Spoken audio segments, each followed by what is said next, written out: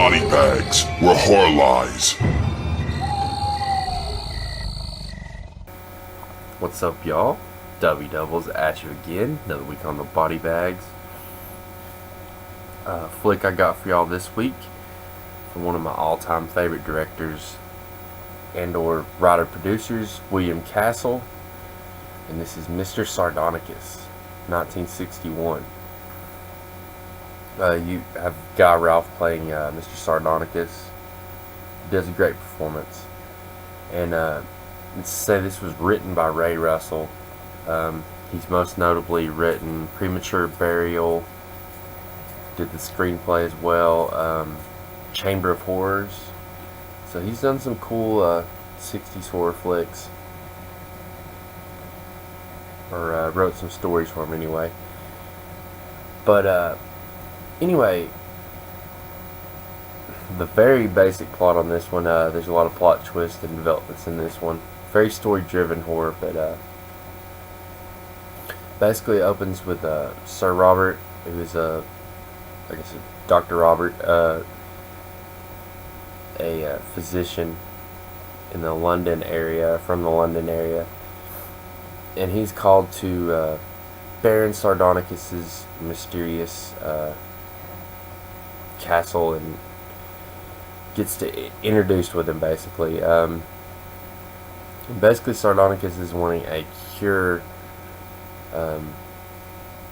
for his horribly disfigured face. So he wears a all white mask at all times.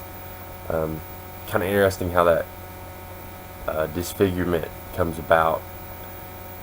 Basically driven by greed and looking to score the riches of his passed away, his deceased father. So, and then Mr. Sardonicus is then cursed by his greedy acts. So anyway, he's basically seeking out the help of this doctor. So I ain't gonna go into it much further than that. So yeah, of course this is William Castle, so it is a comedy horror. The dude, you know, pretty much paved the way in that respect. Love the intros and inserts by William Castle himself. You know, there's a famous gimmick on this that he basically let audiences choose the ending. There's controversy and differing stories when it comes to that. It's kind of almost mythos at this point because the alternate endings were never really found from Columbia Pictures, but that was the gimmick, and supposedly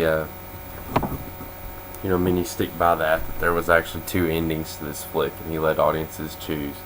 Especially at drive-ins, they used maybe like flashing of headlights to vote for the ending. You know, I'm not, like I said, I'm not going to give away any endings or anything, but I just thought that was so cool. Of course, he's the master of the gimmicks and doing weird stuff like that. But anyway, very awesome, just gothic horror flick. It really, you know, it's not super atmospheric gothic or anything by no means, but just the storyline and that kind of stuff, very cool gothic stuff. You could definitely see Vincent Price fitting right into this kind of script, in my opinion. Just really drives home that era of you know, Corman and Castle really doing kind of the gothic horror flicks and putting their own unique twist on it. So yeah, this has it's some pretty good creep out moments. I'll say some of the effects maybe don't hold up as well today. A couple of them still look pretty impressive, but there's some laughable moments. You know, cheesy in a good way kind of stuff, though. You know, I'm sure for the time, you know, the stuff was ahead of its time, so you got to give it some credit. Very, really, I was going to say underrated, but maybe unappreciated. I don't know, but it does have a kind of a cult following. I think there is kind of a a special place for this one on a lot of like horror fans' hearts, and especially like I said, just the way it's paved the way for gothic horror and kind of kept it alive. I mean, it really does what some of those 30s Universal monster movies so well did. So, and just takes it another step further. And of course, William Castle throwing in his comedy touches here and there. So, it's all good stuff here, guys. I really can't find many things wrong with this. Like I said, maybe some of the effects don't hold up. This is not like an action-packed movie per se, but like I said, it's very story-driven. There's some plot twist here and there, developments.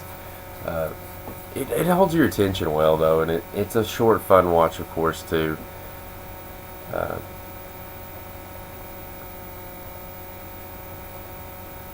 I said, it holds your attention with all the twists and the hijinks that Mr. Sardonicus and his surgeon get into. So, I'd give this one a high rating.